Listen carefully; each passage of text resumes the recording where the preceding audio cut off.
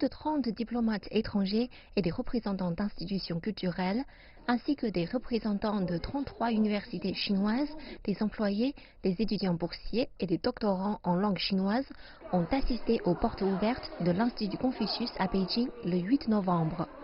Les étudiants boursiers ont présenté des spectacles de l'Opéra de Pékin et de Kuaiba, contes rythmés par des castagnettes de bambou, et ont partagé leur expérience quant à l'apprentissage de la langue et de la culture chinoise. En 2015, j'étais à Madagascar, à l'Institut Confucius de l'Université de Tenerife.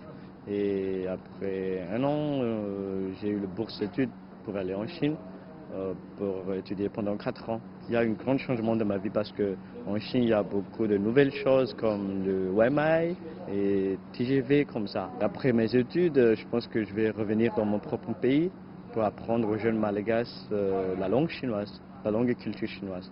在这9年的时间里，我见证了中国快速的变化。我未来想要做文化交流使者，因为我是俄罗斯人嘛，我希望更多的俄罗斯人了解附近的国家，就像中国，也是希望更多中国人能够更好的了解俄罗斯。Depuis sa création en 2009, la bourse de l'Institut Confucius aide des étrangers à réaliser leurs rêves en venant en Chine. 58 000 étudiants de 166 pays ont profité de cette bourse au cours des 10 dernières années. Après avoir fini leurs études, certains étudiants boursiers ont choisi de devenir professeurs chinois dans leur propre pays. Certains travaillent dans la diplomatie ou dans les secteurs culturels et touristiques au service des échanges et de la coopération avec la Chine. D'autres enfin se sont installés en Chine.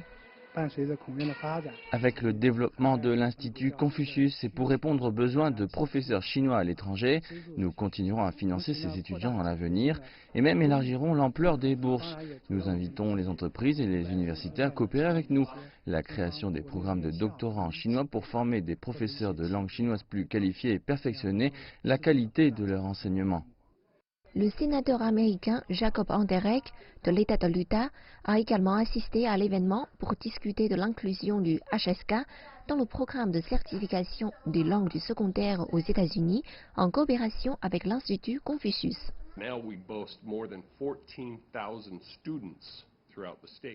Maintenant, plus de 14 000 étudiants apprennent le chinois dans notre État. Il est vraiment important d'avoir un test d'évaluation dans notre système d'éducation qui permet aux entreprises de vérifier la capacité en langue chinoise des élèves dans le dialogue ou dans les domaines techniques, médical, commercial, etc.